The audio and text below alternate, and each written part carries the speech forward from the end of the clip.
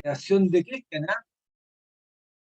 Christian es el que tiene toda esa capacidad de hacer presentaciones. Yo no intervengo en las presentaciones porque en realidad no está dentro de mis habilidades. Así que vamos a empezar con la presentación para poder primero recordar lo que ya vimos en el capítulo 8 y el capítulo 9. En lo que hemos visto en el capítulo 8 y el capítulo 9, hemos visto las primeras 5 trompetas. Eso es lo que hemos visto en los primeros capítulos o sea, en la semana anterior. Yo voy a esperar que tengamos la presentación para poder hacer un resumen. Si nosotros no vamos haciendo memoria, en realidad el Nuevo Testamento nos habla primero de los 4 evangelios, nos habla de la vida de Cristo, después nos empieza a hablar de los apóstoles, del nacimiento del cristianismo, de la iglesia cristiana. Y tiene como punto de partida el nacimiento de la iglesia cristiana, uno va revisando la historia del cristianismo y va viendo que el cristianismo, a lo largo de estos 2000 años aproximadamente de historia, ha tenido dos poderes que han perseguido cristianos, miembros del pueblo de Dios cristiano. Esos dos poderes que han hecho esa obra están aquí puestos en esta ilustración. El primero es el Imperio Romano. El Imperio Romano siempre nosotros nos acordamos por el Coliseo Romano, ¿no es cierto? Ahí donde está el circo romano y los cristianos eran devorados por leones y había todo un tipo de tormento y abuso que ejercía el Imperio Romano sobre el cristianismo. Pero pasó el tiempo, vivieron cierto acontecimiento en que el cristianismo empezó a ser aceptado y después nombrado como religión oficial del Imperio Romano. Poco después de eso el Imperio Romano cae y se va levantando poco a poco otro poder que a la larga, ¿no es cierto? Bueno, desde un principio en realidad, empezó a perseguir a cristianos disidentes de sus ideas personales, o sea, de su idea. Entonces, todo aquel que no comulgaba con sus ideas, a pesar de que fuese cristiano, también era perseguido y era torturado. Y aquí se levanta un poder súper particular que es la Inquisición, ¿ya? La Inquisición. Hago hincapié en eso porque es necesario que sepamos eso con claridad. Y después vemos aquí las primeras 4 trompetas. ¿Ah? Las primeras 4 trompetas, aquí hay 2 eventos bien importantes. Uno en el 380, cuando Teodosio I el Grande eh, nombra al catolicismo como la religión oficial del Imperio Romano, que todavía no caía. Y otro evento importante, ahí está el 538, cuando otro emperador romano, ¿cierto? En este caso de Oriente, Justiniano da un edicto, ¿no es cierto?, una ley por la cual el obispo de Roma recibe poder no solamente religioso, sino que también terrenal, secular, político, para castigar a aquellos que no comulgan con sus ideas, le dio una autoridad política. Y entre medio de todos estos detalles están las primeras 4 trompetas, que son trompetas que específicamente caen sobre el Imperio Romano y sobre el inicio, ahí se empieza a conjugar la caída del Imperio Romano y el nacimiento de la Roma papal, ¿no es cierto? Ahí empieza a haber una transición, ¿no es cierto? Y estas son el 410, los visigodos, el 455 los vándalos, después nuevamente los vándalos atacan en 476, y la última tiene que ver con los ostrogodos, el 546 después de Cristo. Sigamos con la siguiente. Esas son las primeras 4 trompetas. No vamos a hacer una cosa exhaustiva porque esto ya lo vimos, o sea, solamente un refresco de memoria. Y ya. Ahora, nuevamente, vemos ahí nuevamente el 538, una fecha que se repite, porque es súper importante, porque esa fecha inicia un periodo súper importante de la Biblia, que es el periodo de los 1260 años. Y con el edicto justiniano que le da poder no solamente espiritual, sino que también secular, terrenal, político al papado y le da un poder, una autoridad para corregir herejes, ¿no es cierto? Ahí está presente Justiniano y el papa de ese momento que era Virgilio.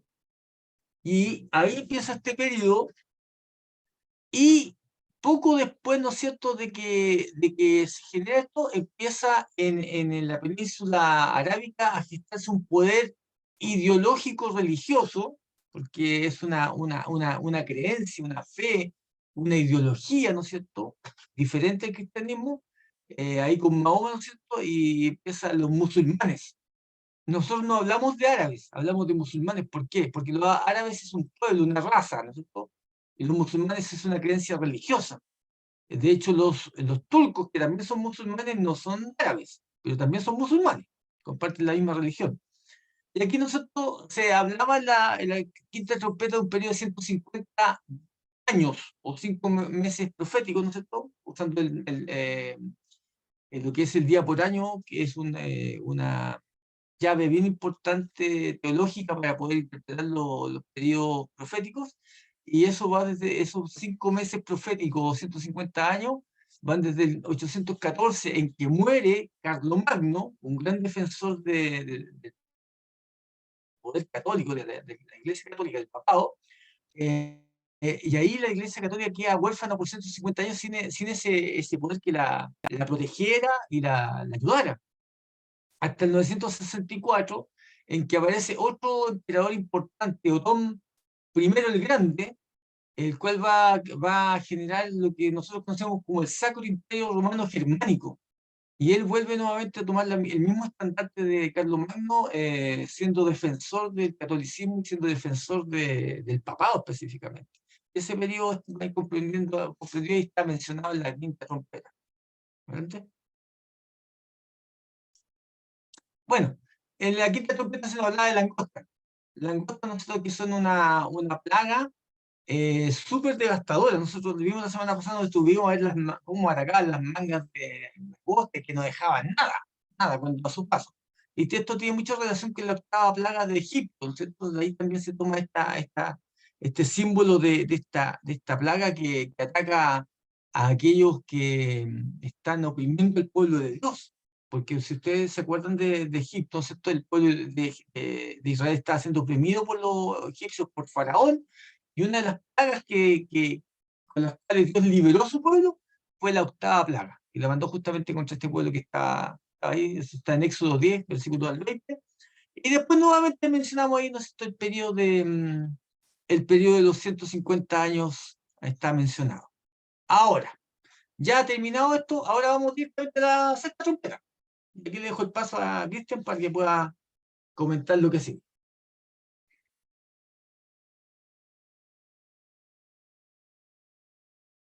Bien, hagamos alguna cosa, leamos el texto bíblico, ¿les parece?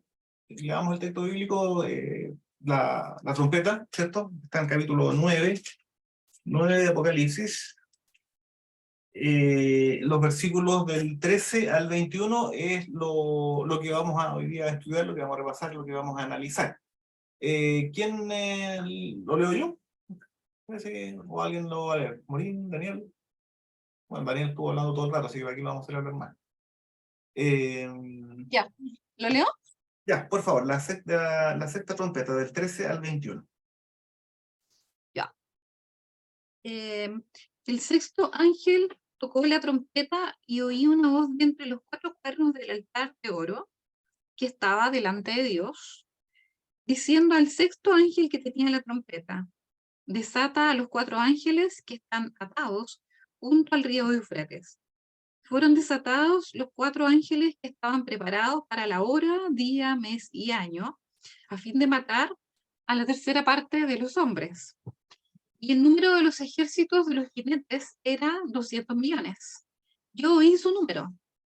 Así vi en visión los caballos y a sus jinetes, los cuales tenían corazas de fuego, de zafiro y de azufre, y las cabezas de los caballos eran como cabezas de leones, y de su boca salían fuego, humo y azufre. Por estas 3 plagas fue muerta la tercera parte de los hombres, por el fuego, el humo y el azufre que salían de su boca. Pues el poder de los caballos estaba en su boca y en sus colas, porque sus colas, semejantes a serpientes, tenían cabezas y con ellas peñaban. Y los otros hombres que no fueron muertos con estas plagas, ni aun así se arrepintieron de las obras de sus manos, ni dejaron de adorar a los demonios y a las imágenes de oro, de plata, de bronce, de piedra y de madera, las cuales no pueden ver, ni oír, ni andar, y no se arrepintieron de sus homicidios, ni de sus hechicerías, ni de su fornicación, ni de sus hurtos. Bien, muchas gracias. Muchas gracias. Ahí tenemos entonces la lectura de la sexta trompeta. Y aquí nuevamente tenemos una trompeta que está muy desarrollada, es muy amplio el desarrollo y muy descriptivo acerca de esta misma. La anterior, también la quinta, tiene la misma naturaleza, hace mucho detalle, y también nuevamente nos habla de un ejército. Nos habla otra vez de un ejército. Ahora este ejército tiene características diferentes a las de la anterior, y obviamente estos van denotando ciertas cosas que van a ser propias de este juicio. Recordemos que las trompetas son juicios de Dios sobre los enemigos del Evangelio y los enemigos del pueblo de Dios. Llega el momento en que Dios envía sus juicios. Hay un momento en que esto sucede. En este caso, nosotros vimos cuando se dio el edicto de Justiniano, que vino inmediatamente los ostrogodos, ¿cierto?, contra Roma. Después, poco tiempo después, llegaron justamente los musulmanes, ¿cierto?, y atacaron y pusieron aprietos graves al papado. Y ahora, pasado el tiempo, viene este siguiente juicio, otro juicio más. ¿Qué características, cierto? Un poco desglosando lo que acaba de leer Morín, tiene esta trompeta. Primero, el punto 1, una voz que sale del altar del incienso da una orden, ¿cierto? Ahí está el versículo correspondiente. Después de eso, dice que la orden es soltar los 4 ángeles que están atados en el Éufrates, un río, ¿cierto? El río Éufrates es el río que alimentaba la ciudad de Babilonia, ¿cierto? Muy interesante como símbolo, porque el Éufrates y la ciudad de Babilonia son muy típicos, son muy citados dentro de Apocalipsis. Tercer punto, son liberados y dice que estos están preparados para la hora, el día, el mes y el año, ¿cierto? Aquí nuevamente habla de tiempo, pero no habla de un periodo de tiempo, ¿cierto? Porque el otro habla de una cantidad de meses, ¿cierto? Me parece que eran 5 meses, que al final son 150 años. Aquí no está hablando de un periodo de tiempo, sino que está hablando de un momento específico. O sea, todo esto está preparado para un momento específico, para el día, para la hora, el día, el mes y el año. Específicamente, a fin de matar, dice, y aquí habla nuevamente la tercera parte de los hombres. Nosotros vimos la semana pasada que cuando habla de la tercera parte, y lo dice durante todas las trompetas, la tercera parte son aquellos que apostataron de la fe, aquellos que se apartaron de Dios, aquellos que tuvieron conocimiento de Dios, y como los ángeles, cayeron, ¿cierto? Ellos mismos escogieron la rebelión. Nuevamente menciona la tercera parte, y este juicio va enfocado, como lo hemos dicho, para los enemigos del pueblo de Dios, ¿cierto? Aquellos que han dañado al pueblo de Dios. Habla de un ejército con un número que en la Biblia no aparece en ningún lado, no tiene parangón en la Biblia. En ninguna parte de la Biblia aparece un número como eso, como para decir, este número es un número simbólico. Esto simboliza tanto. Dice, ejército de 200 millones de jinetes y caballos. Y hay 2 elementos que son interesantes dentro de estos jinetes, estos caballos, de este ejército. Primero, en el capítulo 9, versículos 17 y 19, dice que con la boca matan, ¿cierto? Recordemos que en la versión anterior, en la trompeta anterior, en el juicio anterior, principalmente atormentaban, ¿cierto? Atormentaban. En este caso, con la boca matan. Y lo interesante es que matan con la boca. Tengamos en cuenta eso. La boca es un tema importante, que es muy importante la boca. Y la boca en la profecía tiene un quehacer importante. Hay poderes que matan con violencia, solamente con armas, con poder, ¿cierto? Hay una bestia espantosa y terrible, dice que todo lo destruye con sus pies, ¿cierto? Y lo hace pedazos. En este caso, el poder está en la boca, ¿cierto? La boca es la que lleva toda esta situación. Y también nos agrega que con la cola, que a semejanza de serpiente, porque dice que sus colas son como de serpiente, hacen daño. Dice que con la cola, forma de serpiente, hacen daño. Es un Apocalipsis 9:19. Esa es más o menos la estructura, esa es más o menos la idea de esta trompeta. Vamos a ir desglosando un poco las ideas, ir tomando algunos de estos símbolos para irlos aterrizando a lo que es la comprensión de este juicio de Dios contra los enemigos del Evangelio.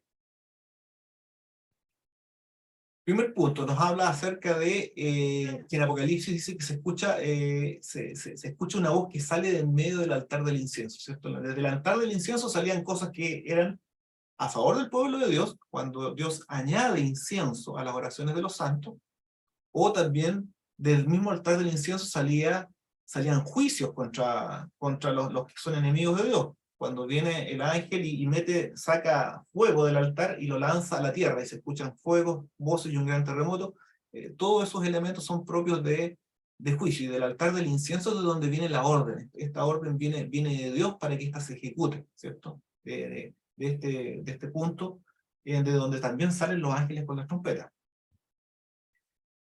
Algo que es muy, muy significativo en esta trompeta, y lo comentamos un poco, es el río Éufrates, porque todo se genera ahí, ¿cierto? De hecho, la orden que se da desde el cielo, desde el mismo altar del incienso, es para que sean desatados unos ángeles que estaban amarrados, ¿cierto? Estaban amarrados, y eso tenía que ser desatado. Pero eso sucedía en el río Éufrates. Y es interesante, como decíamos, que cita el río Éufrates, porque en la literatura de Apocalipsis, tanto Babilonia como Éufrates, el río Éufrates, que el río Éufrates es el que alimenta, ¿cierto? Alimenta a Babilonia, pasaba por el medio de Babilonia. De hecho, la ciudad de Babilonia llegó a formarse, llegó a ser un imperio gracias al río Éufrates. Sin el río Éufrates no hubiese podido existir el imperio Babilonia y la ciudad misma de Babilonia. Entonces es muy interesante que se ocupe este símbolo. El símbolo, ahí nosotros tenemos un mapa, la parte de arriba, ¿cierto? Y vemos el punto rojo, que esa es Babilonia, y vemos el río Éufrates pasando, ¿cierto? Y pasa por entre medio de Babilonia. Tenemos aquí un ejemplo gráfico de la importancia que tenía el río Éufrates y cómo surgió gracias a este río que la alimentaba a Babilonia. Y en diferentes circunstancias lo ayudó a crecer y justamente también lo ayudó a defenderse, como vamos a ver más adelante. Ahora, con respecto a este símbolo, ¿cierto? Diciendo que en realidad el Éufrates y Babilonia son símbolos importantes, muy importantes en Apocalipsis. Vamos a leer unos textos para poder ir entendiendo estas ideas, ¿cierto? Porque aquí nos habla del río Éufrates, y el río Éufrates es citado, por ejemplo, en Apocalipsis 16:12. Yo no sé si... Daniel, ¿tú podrías leer Apocalipsis 16:12?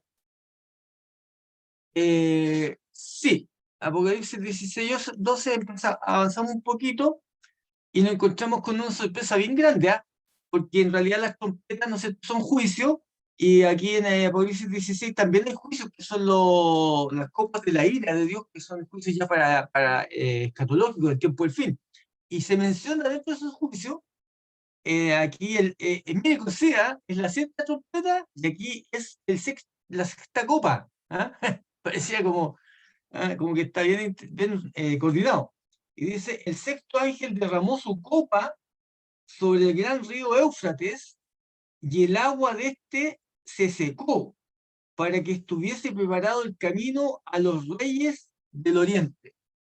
Eso es lo que dice el texto de Apocalipsis 16:12. Perfecto. Y menciona el río Éufrates, justamente. Nuevamente mencionan una situación crítica, ¿cierto? Menciona el río Éufrates y de hecho hace alusión a un hecho histórico, a algo que sucedió en Babilonia. Dice que, aquí comentaba Daniel, dice que se derramó su copa y se secó el río Éufrates, ¿cierto? Y preparar el camino para los reyes del oriente. Esto se toma del símbolo de lo que sucedió cuando Babilonia cayó. Cuando Babilonia cayó, en esa ocasión, el ejército de los persas, de los medos, estando cerrada completamente la ciudad de Babilonia, estaban en fiesta, como aparece en el libro de Daniel, ¿cierto? Que parece que el rey de aquel tiempo estaban en fiesta, en una orgía. Ellos, aprovechando esas circunstancias, desviaron el cauce del río Éufrates, ¿cierto? Hicieron un terraplén y las aguas se fueron hacia el costado, y el lecho quedó seco, el lecho seco del río Éufrates, y por donde entraba el agua para surtir a Babilonia, que estaba completamente protegida, por ese lecho seco fue que entraron los reyes de Oriente, en ese caso era Ciro, rey de Persia, y los medos entraron y se tomaron la ciudad de Babilonia, y Babilonia cayó en un día. Tomando justamente ese ejemplo, es que justamente se habla de lo que va a suceder con la Babilonia simbólica, ¿cierto? Y se toma también el caso del río Éufrates. Entonces, vemos que el río Éufrates es ocupado y el símbolo de la Babilonia antigua sigue teniendo significado para que nosotros podamos ir construyendo nuestras ideas en la mente de qué es lo que va a suceder.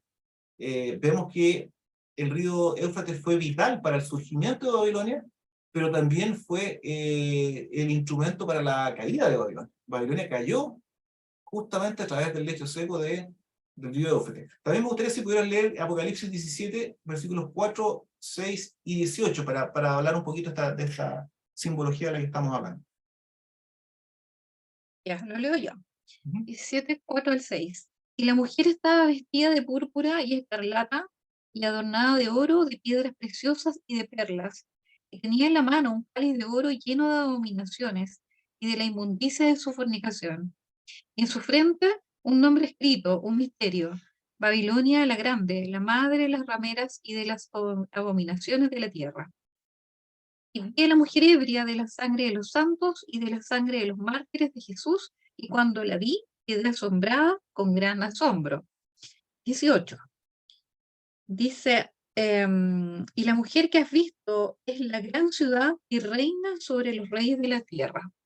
Perfecto, muchas gracias. Aquí, si ustedes se fijan, aquí esta es una figura simbólica. La mujer en Apocalipsis es una iglesia, en este caso la mujer, la ramera, es la iglesia que se corrompió, esta es la iglesia católica, ¿cierto? Aparece que está ebria con la sangre de los santos y de los mártires. Y dice algo bien especial, que tiene un título en la cabeza que dice Babilonia, ¿cierto? Babilonia la Grande. Entonces, cuando nosotros vemos la caída de Babilonia, cuando vemos el río Éufrates, porque hablar del río Éufrates es hablar de Babilonia, hablar de Babilonia es hablar del río Éufrates, nos presenta justamente que el poder católico que surge como la Babilonia simbólica es la que va a recibir ese castigo del que estamos hablando. Y está relacionado, la caída de Babilonia está relacionado también con este río Éufrates del que estamos conversando, ¿cierto? Tal como sucedió en la historia original.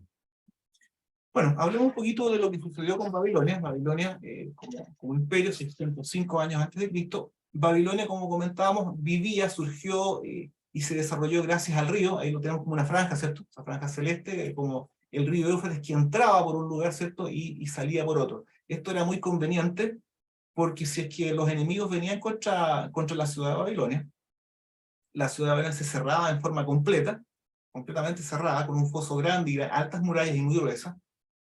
Y los enemigos no podían entrar.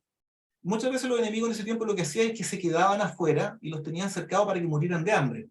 Pero el hecho de que pasara tan abundante el gran río Éufrates y dentro construyeran cosechas y tuvieran jardines, hacía que ellos pudieran pasar años con las puertas cerradas y poder vivir perfectamente. Entonces, Babilonia era una ciudad que parecía inexpugnable. Parecía que era imposible vencer Babilonia porque Babilonia tenía todas las ventajas para poder soportar cualquier tipo de sitio y de ataque de cualquier naturaleza. Y con el río Éufrates que le daba vida durante todos esos años en que estaban en dificultades. ¿Cómo es que se formó este imperio famoso de Babilonia? Está relacionado con un grupo, una nación que se llaman los medos, ¿cierto? Nosotros ubicamos los medos y los persas, que finalmente también tuvieron un papel con Babilonia. Los medos lucharon contra uno de los enemigos grandes de Babilonia, que no son los asirios. Los asirios estaban un poquito más allá en el río Tigre, y los asirios, una nación muy poderosa, muy agresiva, e impedían que se desarrollara el imperio de Babilonia, pero los medos se capturaron a Asur, justamente, y vencieron así a los asirios. Lo interesante de todo esto es que Nabopolassar, el papá de Nabucodonosor, que nosotros conocemos, hizo un pacto con ellos, con los de Media, e hicieron un matrimonio. Y en ese matrimonio se casó la princesa, una princesa Meda, se casó con su hijo, con Nabucodonosor. Sí, la esposa de Nabucodonosor, para la que le construyeron los jardines colgantes de Babilonia, era una princesa Meda. Y así se generó esto, y los medos fueron los que propiciaron que surgiera el imperio de Babilonia, destruyendo a su más grande amigo y haciendo pacto con ellos. De esta manera, ellos fueron los que ayudaron al desarrollo, al crecimiento y al surgimiento del famoso imperio babilonio. Lo curioso es que siglos después, en el año 538, los mismos medos fueron los que vinieron contra Babilonia, como conversábamos recién hace un momento, y hacen caer Babilonia. Ciro el Grande justamente seca el cauce del río Éufrates, y el ejército entró en Babilonia y la ciudad cayó sin mediar ningún tipo de guerra, sino que cayó en manos de los persas. Es interesante esto porque recuerden que los medos habían sido los que habían ayudado al surgimiento de Babilonia. Y el río Éufrates había sido el que había protegido, ¿cierto?, también a Babilonia. Y en este otro lado de la historia, por decirlo de alguna manera, vemos que los medos son los que hacen caer Babilonia y el río Éufrates es el que trae el camino para que caiga. Entonces es bien interesante este símbolo de lo que significó esta parte de la historia en el surgimiento y en la caída de Babilonia. Y el río Éufrates es clave en todo esto. ¿Cuál es este famoso río Éufrates, cierto? ¿Cuál es el río Éufrates simbólico? Este río Éufrates que alimentó, cuidó y sostuvo a la Babilonia simbólica. Esto es Es el ateísmo, ¿verdad? El humanismo. Este río Éufrates que alimentó, fue la tribu de los francos. Los francos fueron aquellos que contribuyeron y alimentaron el surgimiento de la Iglesia Católica. Nosotros la conocemos como Francia ahora, pero en realidad eran los francos en aquel momento. ¿Cómo es que ellos contribuyeron a alimentar y a ayudar a que surja la Iglesia Católica? Primer punto.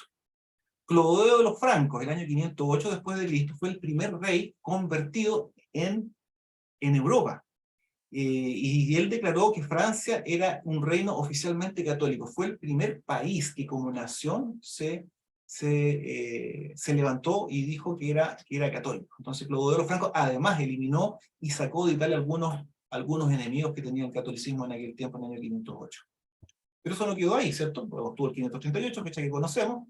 Pero después Carlos Martel, conocido como el salvador de la cristiandad, salvó de los árabes, de los musulmanes, tras la batalla de Poitiers, ¿cierto? Esa una batalla en el año 614, los detuvo, justamente venían entrando por el lado de la península ibérica, por el lado de España, pero ellos los detuvo y de esa manera pudo proteger de los ejércitos que venían del oriente, del norte de África, los pudo proteger al papado. Nuevamente los francos pasan a ser aquellos que ayudan al desarrollo y a la prosperidad del papado. Pero viene algo que muestra más aún cómo los francos han ido proveyendo al papado para que el papado vaya surgiendo. Hubo un rey que se llamaba Pipino el Breve, que también era franco, y la famosa donación, la donación de Pipino. El año 756 proveyó, dice, una base legal, un edicto, para la formación de los estados pontificios. ¿Eso qué quiere decir? Para entregarle territorios al papa, ¿para qué? Para que la iglesia tuviera territorios físicos propios. Entonces, así fue como se fueron construyendo los estados pontificios y se fue construyendo el territorio que era de propiedad del papa, no era propiedad de otra nación. Y el Pipino el Breve fue el que dio esa donación de los estados pontificios, el año 756. Luego eso también un conocido nuestro que también contribuyó mucho, esto es la relación entre el Papa y el emperador, contribuyó a acrecentar grandemente el prestigio del papado, además de protegerlo, y el prestigio del papado en el imperio en aquel tiempo que era un imperio absoluto. Primera vez Carlomagno tenía tal influencia que la ocupó a favor del papado, que es el único rey en Europa que ha logrado juntar a los franceses y a los alemanes, cosa que ellos no se pueden ver, pero él logró juntarlos en un mismo imperio. Y él fue justamente un defensor, como lo hemos visto, un defensor acérrimo del papado. Entonces, Francia o los francos han sido este río Éufrates que ha provisto, que ha cuidado y que ha alimentado, ¿para qué? Para que surja esta Babilonia espiritual, el catolicismo vaya surgiendo y vaya floreciendo, tal como sucedió con la Babilonia original.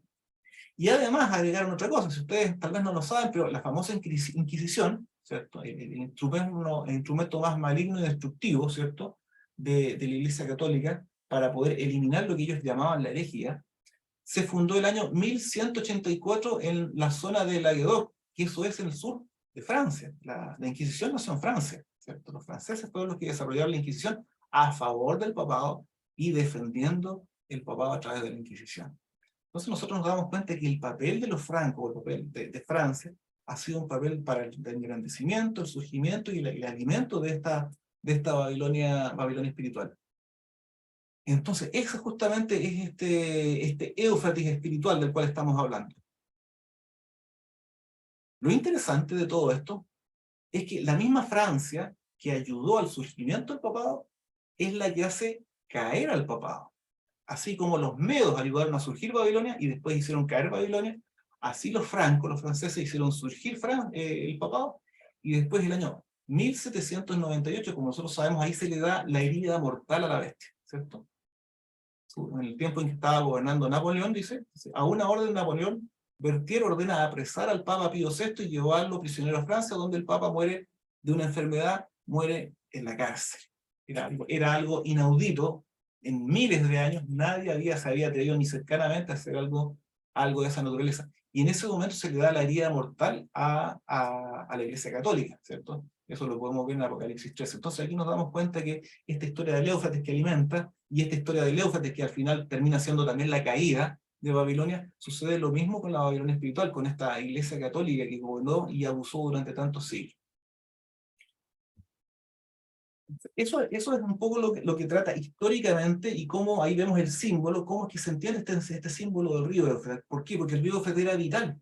Sin el río Éufrates no habría existido la ciudad de Babilonia, y sin los francos no habría podido existir lo que nosotros conocemos como el papado. Habría desaparecido hace muchos siglos. Pero también se le volvió en contra, como se le volvió en contra el río Éufrates cuando este fue el camino de entrada para la caída de Babilonia, también se le volvió en contra cuando a la Iglesia Católica, aquel que le había defendido durante tantos siglos, se le vuelve en contra y los destruye, ¿cierto? En el caso, en tiempos de Napoleón.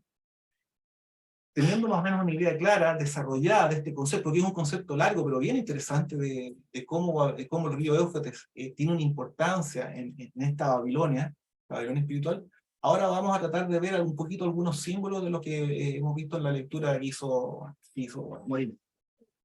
Tenemos las cabezas como de león, ¿cierto? Las cabezas que tenían las langostas eran cabezas como de personas, ¿cierto? Eran caras de hombre, dice, tenían esas. Tenían pelo largo, todo el asunto, pero tenían caras de ser humano. En este caso, la cabeza es una cabeza mucho más amenazante, mucho menos razonable. Ustedes con una persona pueden razonar, pueden llegar a algún tipo de acuerdo, pero con un león ustedes no pueden llegar a ningún tipo de acuerdo. Cuando atacaron los musulmanes, atacaban específicamente a aquellos que no tenían el sello de Dios. Ellos tenían específicamente un problema con la Iglesia Católica y con la idolatría de ellos. Pero fíjense que los musulmanes eran bastante tolerantes con muchas religiones, incluidos los cristianos que no adoraban ídolos.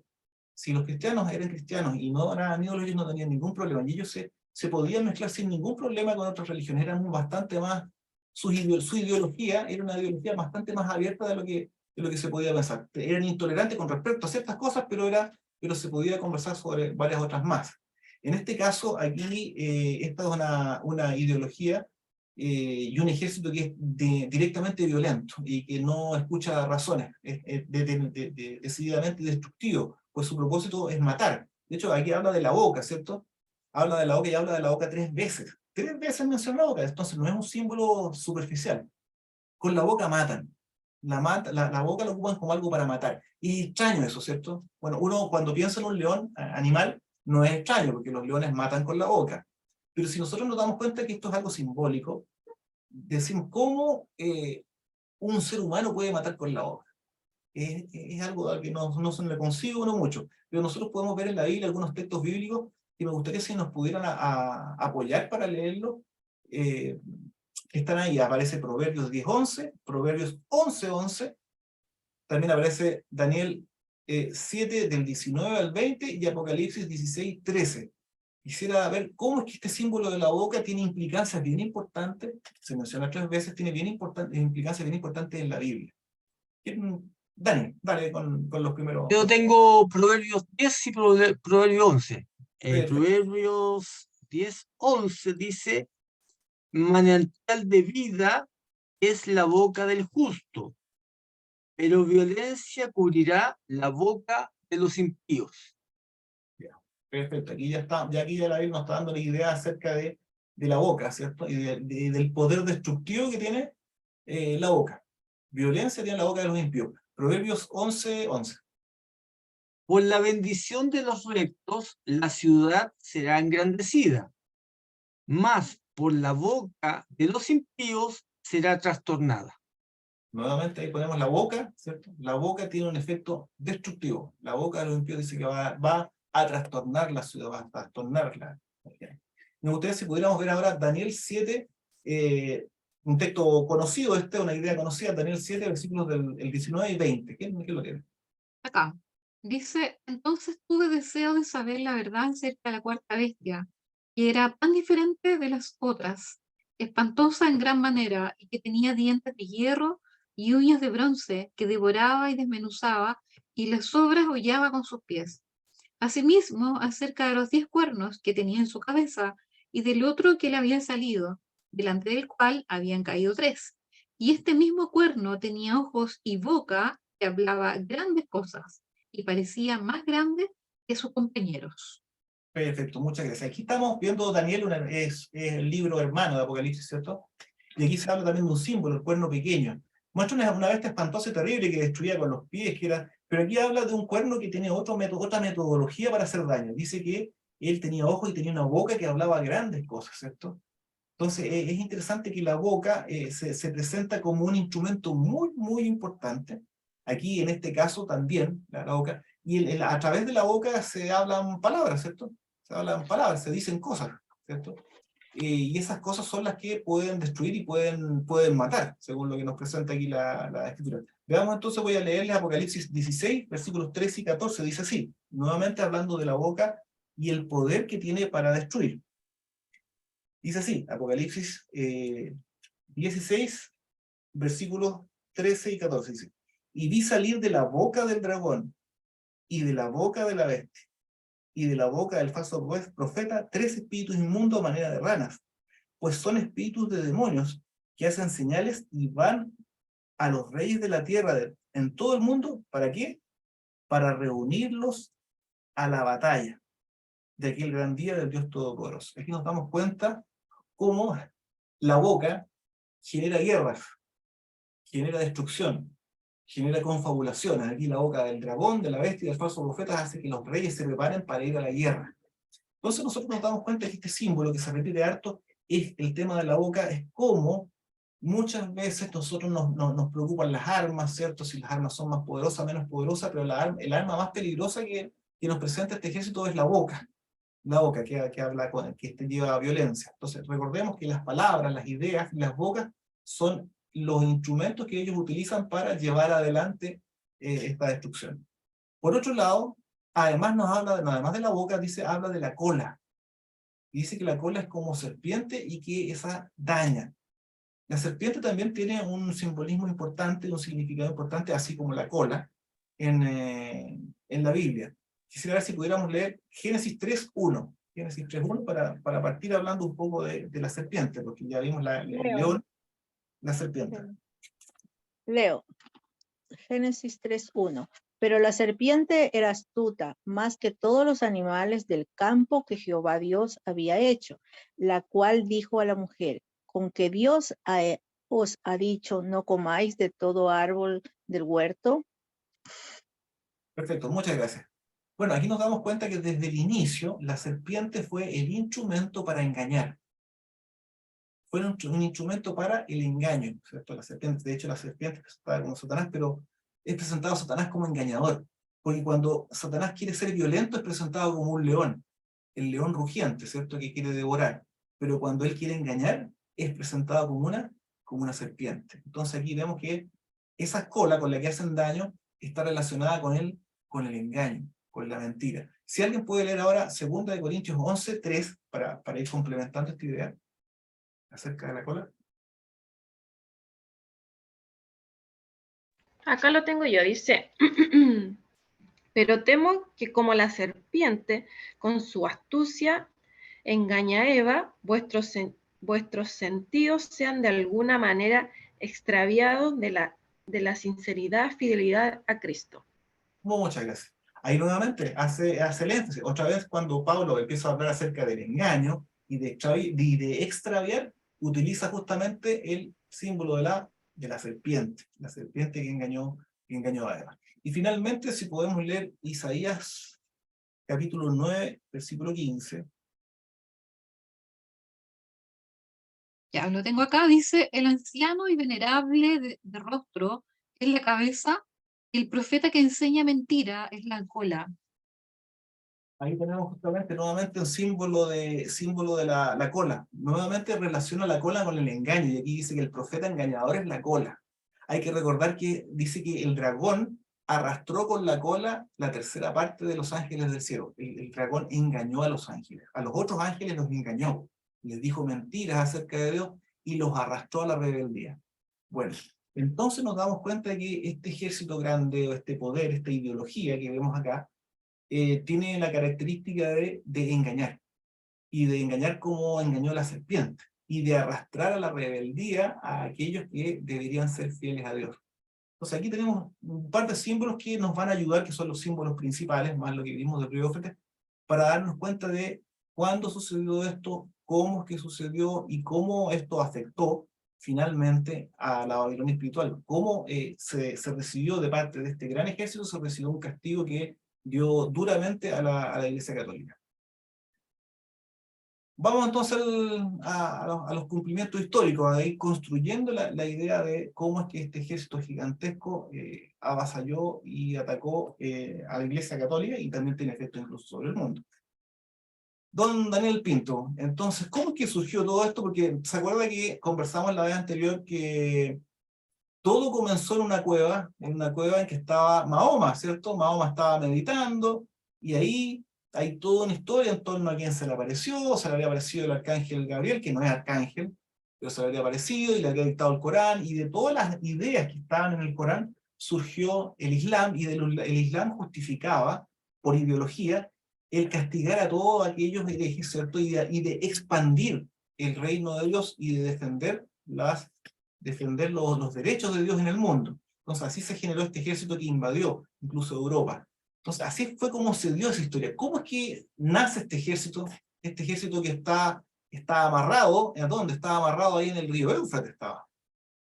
¿El río Éufrates qué es lo que era? El río Éufrates era el que proveía de sustento a Babilonia, Sí, protegía a Babilonia. pero en este símbolo, ¿a qué simbolizaba? Simboliza a Francia, pues, a los francos. Los francos Claro. habían sido del río Éufrates que les había dado todos los recursos necesarios para el desarrollo. Pero de la misma Francia iba a venir el castigo. Y es en Francia en donde se origina esto. ¿Cómo es que se originó? Vamos conversando entonces, ¿cómo es que se originó? Así como conversamos cómo se originó el Islam con Mahoma, ahora vamos a ver cómo es que se originó este movimiento que llevó a la destrucción del papado. Claro, bueno, aquí vemos algunos de los gestores de la Revolución Francesa o algunos de los filósofos o pensadores que llevaron adelante la Revolución Francesa. Acordemos que la Revolución Francesa es a finales de los años 1700, o sea, estamos hablando del siglo XVIII. A finales de los 1700, siglo XVIII, ¿cierto? Están estos personajes, Robespierre, Antón Marat. Robespierre fue bien importante porque él es que fue presidente de la convención que llevó adelante el proceso de la Revolución Francesa. Y instauró un periodo que se llamó el periodo del terror. Pero vamos a ir un poquito antes para entender por qué surgieron estos personajes que están ahí.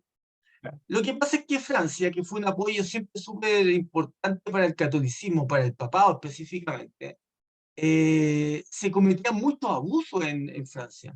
Francia, la corte de la realeza vivía en la opulencia máxima, lleno de lujo, lleno de alimentos, lleno de placeres y con una vida bien disipada y con bastante poco rigurosidad y poco trabajo, porque hay que entender que los reyes, por ejemplo, el Palacio de Versalles, el famoso Palacio de Versalles, es grandísimo, tiene muchas habitaciones, y de hecho fue ampliado durante el gobierno de Luis XIV, porque acogía una gran cantidad de gente que era lo que llamaban la corte del rey. ¿Qué es la corte del rey? La corte del rey era él, su familia, su entorno y sus amigos, y una cantidad grande de nobles que vivían a expensas de los impuestos del pueblo. Entonces el pueblo era oprimido por esta clase, ¿no es cierto?, noble, a través de los impuestos, a través de toda esta situación, y pasaba mal, mientras había gente que moría de hambre en París y en otras partes de Francia, ellos vivían en la opulencia máxima. Había Y el otro... ¿te acuerdas? Dime, adelante, dime. era tal la desconexión que había entre las monarquías, los monarcas que vivían en un mundo de oro, porque estaba todo tapizado en oro, y de riqueza y de alimentos lujosos. Le decía, hay una frase muy conocida que dice que le decían a la reina que el pueblo necesitaba pan, no tenía pan el pueblo. Y es, Claro. bueno, si no comen pan, que coman pasteles. Así después, esa, María Antonieta, esa es una frase que le atribuyen a ella, acerca de la desconexión que existía justamente entre lo que sucedía con el pueblo, estaban totalmente desconectados los monarcas. Es tanto así que los monarcas en ese tiempo ayudaron con gran cantidad de recursos económicos a Estados Unidos, cuando justamente desarrolló su propia revolución. Y llevó mucho dinero, y su pueblo se estaba muriendo de hambre. Eso generó mucha molestia en Francia, porque el rey estaba llevando dinero para un lado, llevando recursos para otro lado, llevaba dinero para otras partes, y su pueblo se estaba muriendo de hambre. Y eso empezó a generar lo que es el caldo de cultivo de cualquier revolución, el descontento. Claro, y ahí hay una cosa interesante porque Luis XIV fue el que mandó a ampliar el Palacio de Versalles y todo esto que estamos hablando, y tenía una corte bien opulenta. Pero su hijo, Luis XV, fue el famoso rey que ya enfrentó turbulencias súper grandes del pueblo francés, descontento más grande. Él tuvo una frase súper decidora. Dijo, después de mí, el diluvio. Claro. O sea, dijo, mira, yo sé que está quedando la crema en mi reino, yo sé que la gente está descontenta, yo podría hacer algo, pero no voy a hacer nada. O sea, cuando yo me muera, y si después queda la escoba, como decimos nosotros, a mí me importa un rábano. Después de mí, venga el diluvio. Lo primero que digo yo, cuando me muera, que pase lo que pase. ¿Ah? Miren, esa es la idea que tenía yo. Y el otro poder que oprimía mucho y que también vivía de una forma bien fastuosa era el clero. Era el clero católico, que también estaba ahí, también abusaba. Y también no hay que olvidarse que en ese entonces, cuando empezó la reforma protestante, en Francia la reforma protestante fue oprimida fuertemente. Hubieron matanzas de los hugonotes, por ejemplo. Los albigenses fueron también atacados duramente por el gobierno francés, por la nobleza francesa, y se produjeron matanzas extraordinariamente grandes en Francia de los protestantes. Está la famosa matanza de San Bartolomé, que mataron a muchísima gente en toda Francia, y esto en Roma fue recibido con gran alegría, júbilo. Incluso se crearon medallas y monedas de honor, recordando esto como un gran acontecimiento digno de ser aplaudido por la cristiandad católica. ¿Ah? Entonces, estos dos poderes, la nobleza y el poder clerical, eran vistos por el pueblo como poderes opresores, y esto alimenta un caldo de cultivo para una revolución. ¿Qué es una revolución? Una revolución en sí es algo que busca cambiar en las instituciones, que busca producir cambios drásticos, violentos y drásticos. No paulatinos, sino que drásticamente que busca romper con el orden establecido hasta ese momento. Es interesante también cómo el clero había llegado a las partes más altas, como sabían que el poder estaba, la monarquía estaba muy cerca. O sea, los cardenales en aquel tiempo tenían un gran poder y tenían, de hecho, gobernaban más los cardenales que los reyes. En este caso, principalmente el cardenal Richelieu, Y y después después Mazarino. su sucesor, Mazarino, que eran cardenales que tenían un alto poder, eran verdaderos ministros, y de hecho eran ministros y tenían un poder de gobierno y de manejo mucho mayor que el rey. Entonces, y todas estas facilidades que le habían dado los reyes franceses de terrenos, territorios, riquezas a la iglesia, por eso la iglesia se enriqueció tanto, y creció tanto. Entonces ellos veían que tanto la monarquía como el clero, la iglesia católica, vivían en otro mundo, estaban totalmente ajenos a los dolores y a las problemáticas que ellos estaban viviendo. Eso fue generando todo una problemática. En ese momento también empezó a darse el tema de pensamientos intelectuales, ¿cierto? Más ideas racionalistas, y de ahí surgieron mucha gente que sencillamente empezaron a cultivar la idea de revolución, y ahí aparecen estos personajes de los que estamos hablando. Robespierre, Danton y Marat. En el caso de Marat, por ejemplo, Marat es un caso muy ejemplar de lo que significa cómo es que se puede describir con la boca.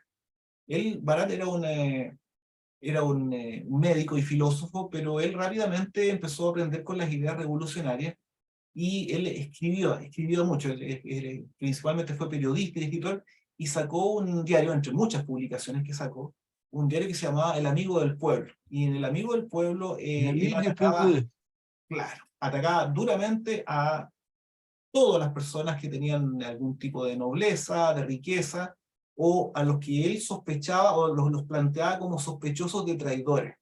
Y a todos esos que él marcaba como sospechosos de traidores, normalmente terminaban mal. Muchos de ellos terminaban encarcelados.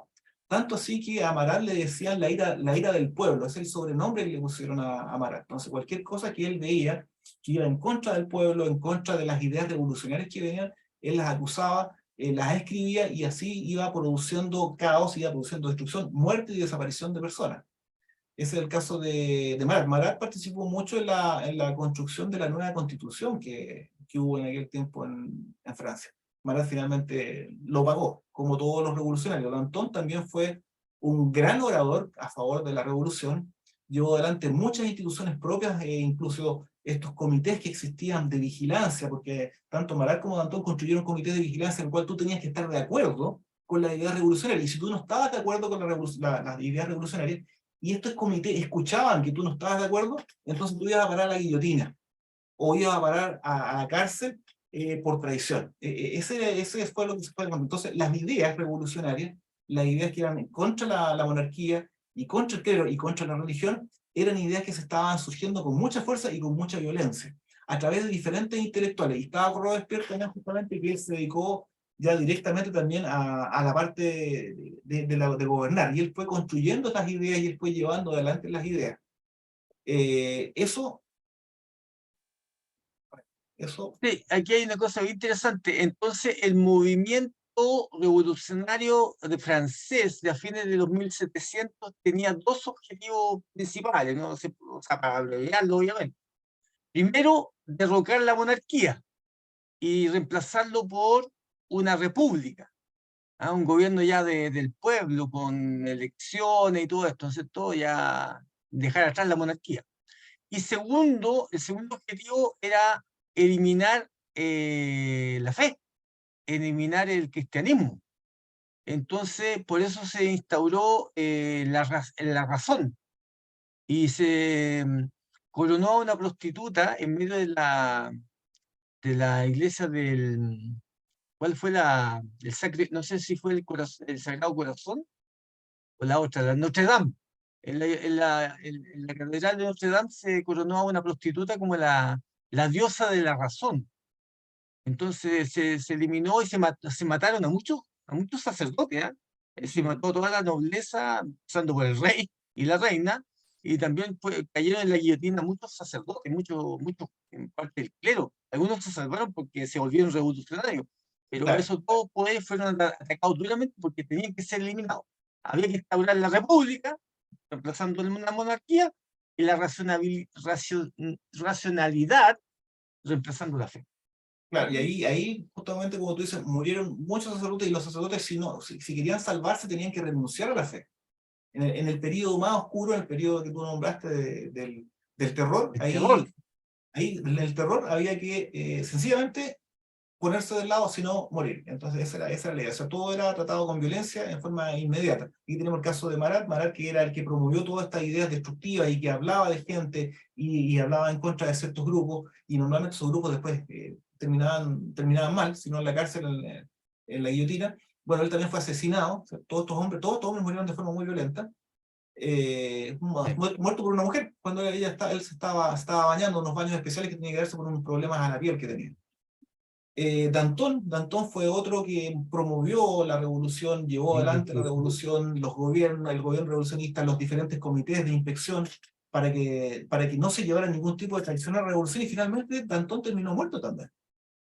Porque como Danton era totalmente revolucionario, pero era un poquito más conservador. Entonces, cuando lo vieron, fíjense lo que son las cosas, lo vieron un poquitito más conservador, menos violento, lo acusaron de traición. Y finalmente Danton murió en la guillotina, y le cortaron la cabeza. Su amigo Robespierre, que habían sido amigos, pero después dejaron de ser amigos. Bueno, ahí es donde de todo esto se detona cuando hasta el detonante de esta revolución es la toma de la Bastilla, que es el detonante simbólico. Las ideas estaban acuñándose, tanto los malos deseos como en los intelectuales, porque aquí participó el pueblo, pero también participaron los intelectuales. Las ideologías, ¿cierto?, contra la monarquía y contra el clero eran ideas que estaban en la parte de los intelectuales, pero el pueblo era el que tenía la fuerza, el que ponía las manos y ponía el odio para llevar a cabo esto. Y se tomó la Bastilla, que fue el elemento simbólico que... ¿Por qué? Porque la Bastilla era la cárcel en que se había castigado durante mucho tiempo a todos aquellos que estaban en contra de la monarquía. Entonces, cuando la tomaron la Bastilla fue el elemento simbólico para hablar de esta situación. Y ahí empezó este reinado, ¿cierto?, en que se empezó a juzgar a todos los monarcas. Finalmente Luis XVI murió en la guillotina, su esposa también, su hijo también, todos fueron muriendo, y cada uno que era cercano a la monarquía o era simpatizante de la monarquía terminó en la guillotina. Incluso llegó un momento en el tiempo del reinado del terror en que si tú estabas en la cola, te quejabas porque la cola del pan era muy larga, porque eran cosas que sucedían. Muchas veces era interpretado sencillamente como alguien que era contrario a la República. Y cualquiera de estos oyentes, estos comités que habían viendo, lo tomaban, lo acusaban de traidor y terminaba en la guillotina. Por eso se llamaba el terror. En aquel tiempo tú no podías pensar diferente, no podías manifestar ninguna cosa que fuese diferente a lo que ellos querían. No podías ser ni monárquico, ni tampoco podía ser religioso, ni del clero. Estas ideas revolucionarias justamente son muy bien representadas por Robespierre, que hablamos ahí. Maximilien Robespierre dice: si el resorte del gobierno, decía Popular, en tiempo de paz es la virtud, ¿cierto?, dice, el resorte del gobierno durante la revolución son al mismo tiempo la virtud y el terror. La virtud sin la cual el terror es mortal, y el terror sin cual la virtud es impotente, la virtud sin el terror. Y aquí hay un comentario que dijo una persona que vivió esto, se dio cuenta y lo notó, dice: las hermosas palabras que a veces se dicen y escuchamos hasta nuestros días, de la Revolución Francesa, de libertad, igualdad y fraternidad, que constituía el lema de los revolucionarios franceses, se ahogó en su propia sangre. Era solamente palabra, era solamente discurso. Era un engaño. Stefan Zweig dice, advirtió que el pecado original de la revolución fue embriagarse de palabras sangrientas, porque los hechos siguieron fatalmente a las expresiones frenéticas. Se fijan que las palabras fueron los que indujeron la violencia, la destrucción y la muerte. Aquí estamos diciendo que el poder de ellos y con lo que mataban era con las bocas. Destrozadas las instituciones, encendido el pueblo, liquidada la clase dirigente, Fouché y Leclerc dice, avalaron la transformación de la república en el imperio. Y ese momento era la hora de Napoleón. Fíjense qué curioso, ¿eh?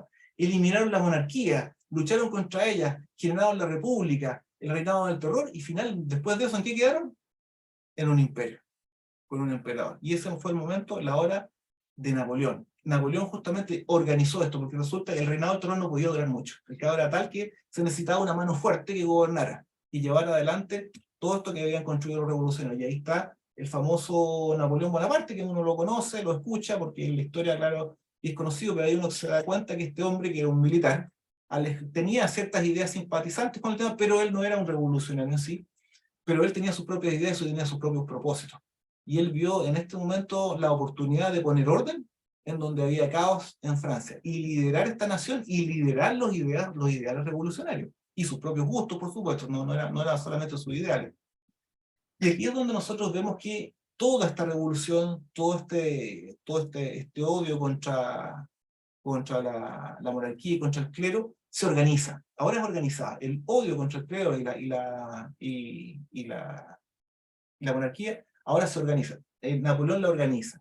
Y esto vemos que detona en el primer gran golpe en el día, la hora y el año. ¿Se acuerdan que dice que estaban preparando esto en el río Éufrates? Estaban preparando los ángeles para el día, la hora y el año. ¿Cuál fue eso? El 15 de febrero de 1798. El día, la hora y el año en el cual el río Éufrates, Francia, justamente se levanta a Los Ángeles y le dan el golpe mortal al papado. Papa Pío VI, tomado prisionero por el general Berthier, lo toma, lo lleva a Francia, queda encarcelado en Francia, y enfermo en Francia, muere el Papa y la Iglesia queda sin cabeza. La Iglesia Católica queda sin cabeza.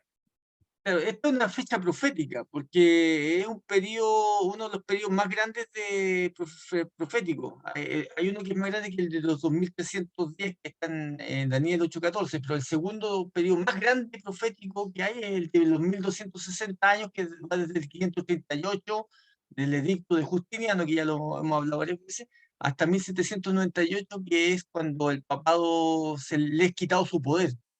Y esta es una fecha, por eso dice el día, la hora, o sea, lo que estaba estipulado en la profecía bíblica se cumple exactamente en el momento oportuno.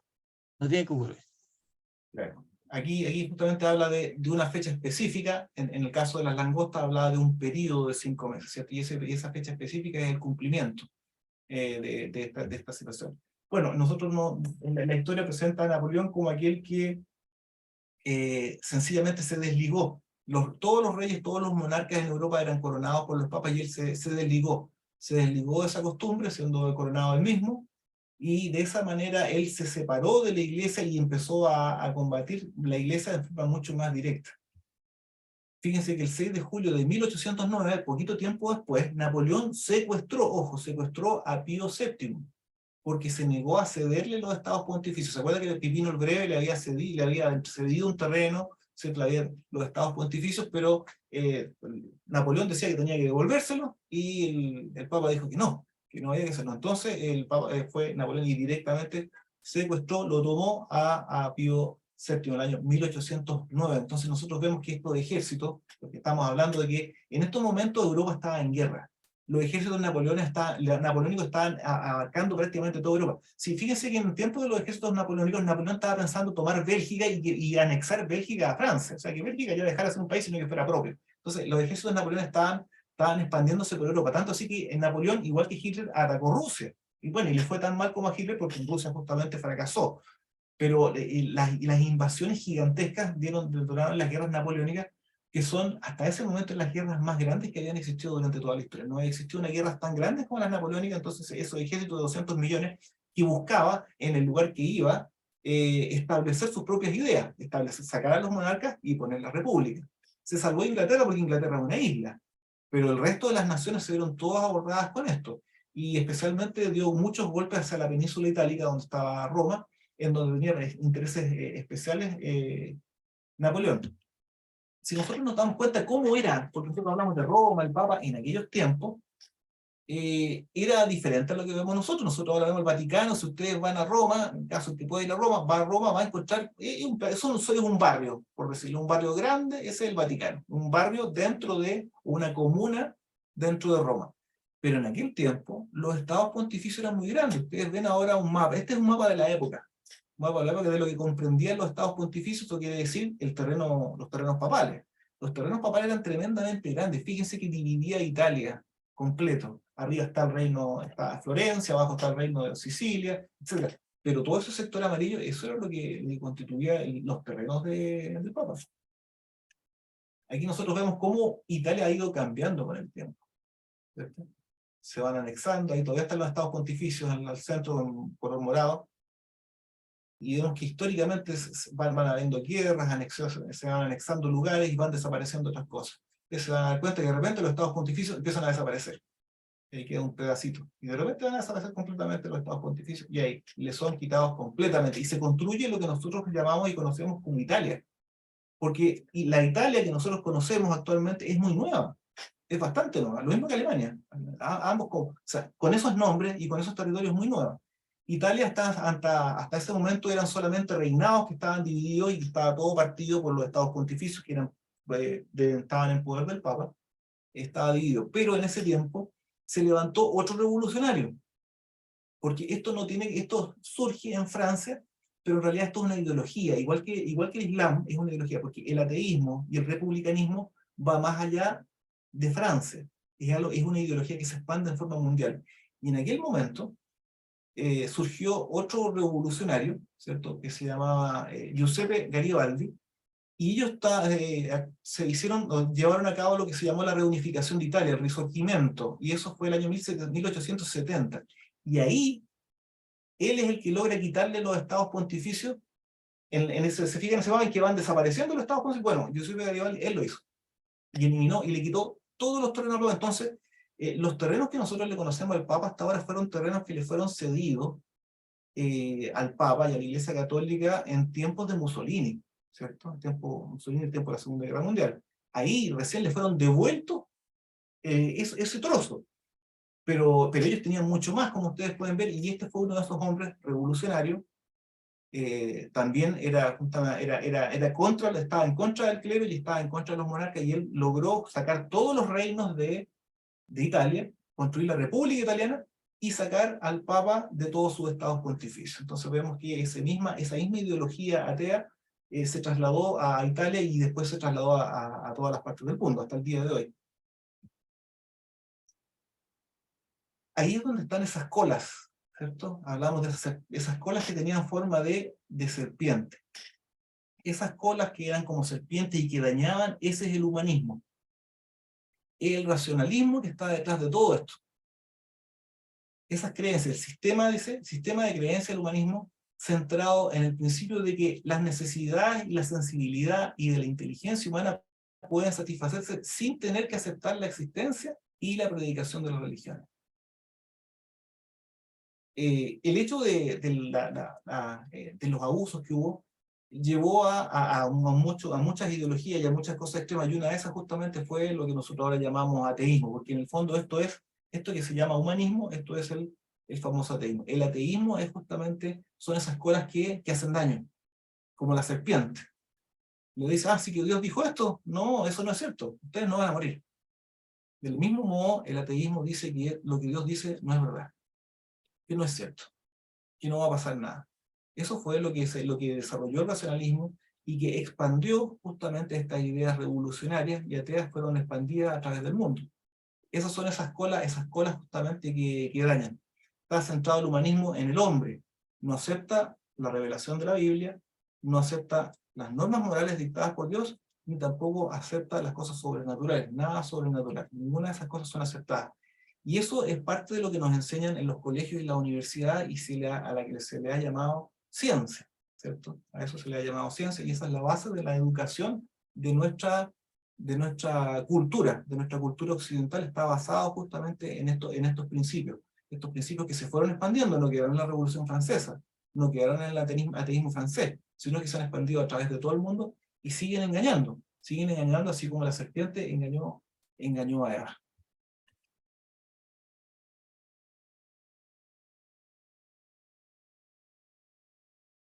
Y bien, queda una conclusión después de todo esto.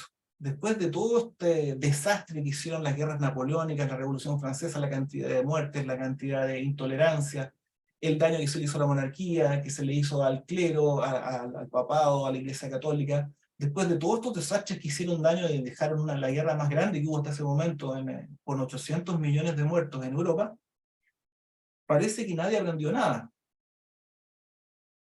Ahí dice, Apocalipsis 9, 20, 21, cuando concluye la trompeta, dice, y los otros hombres que no fueron muertos con estas plagas, ni aun así se arrepintieron de las obras de sus manos, ni dejaron, ¿qué cosa? De adorar a los demonios, ni a las imágenes de oro, de plata, de bronce, de piedra, de madera, las cuales no pueden ver, ni oír, ni andar. Y no se arrepintieron de sus homicidios, ni de sus hechicerías, ni de la fornicación, ni de su culto.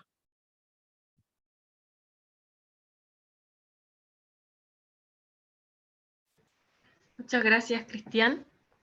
Daniel, ¿tú ibas a concluir algo? Muy breve. Sí, muy breve. Por lo tanto, la ideología que está detrás de la sexta trompeta es la ideología que nosotros conocemos, resumiendo bien resumido, es el ateísmo. Ahí surge el ateísmo como lo conocemos hasta el día de hoy y es la ideología que domina gran parte de nuestra cultura hasta el día de hoy. Eso podríamos para redondearlo. El ejército con cabeza de león y con cola de serpiente representan el engaño y la violencia.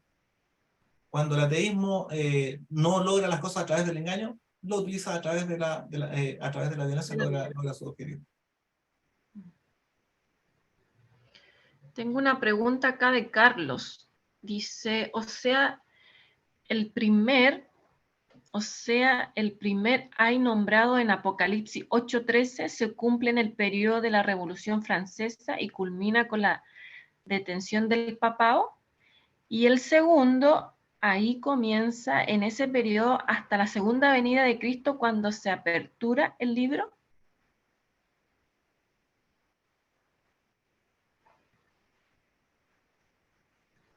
Bueno, eso de los SAI está en el capítulo.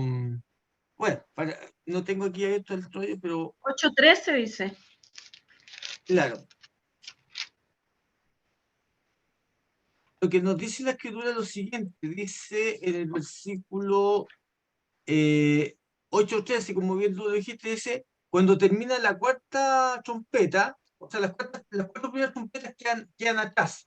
Entonces, después de ese versículo 13, y miré y oí un águila volar por el medio del cielo diciendo a gran voz: ay, ay, ay de los que moran en la tierra a causa de los otros toques de trompeta que están para sonar los tres ángeles. O sea, dice, ya pasaron cuatro, y los tres toques que vienen a continuación, las tres trompetas que quedan hacia el futuro, o sea, la quinta, la sexta y la séptima, son los llamados ay, ay, ay, o sea, son los ayes.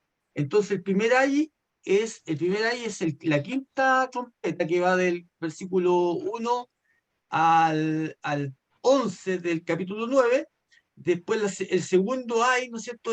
Empieza en el versículo 12, donde dice: el primer ay pasó. O sea, la quinta trompeta pasó, pasado. Quinta trompeta, primera ay. Y aquí vienen aún dos ayes después de esto. ¿Cuáles son los ayes que vienen? La sexta trompeta, que es el segundo ay, y la séptima trompeta, que es el tercer ay y el final. Que son Claro, o sea, castigos. hoy día Y eso vimos ya, el segundo, ahí vimos hoy día. hoy día vimos el segundo ay. Claro, Exactamente, los ay son los castigos. exacto. Y el tercer ay va a quedar Con la idolatría. Para Apocalipsis 11, a partir del versículo 15 en adelante, que es la última trompeta. Que no voy a decir con qué coincide porque me voy a Porque la adelantar mucho. tarea, No, no sé. No se me ocurrió ninguna idea. Leer, pues.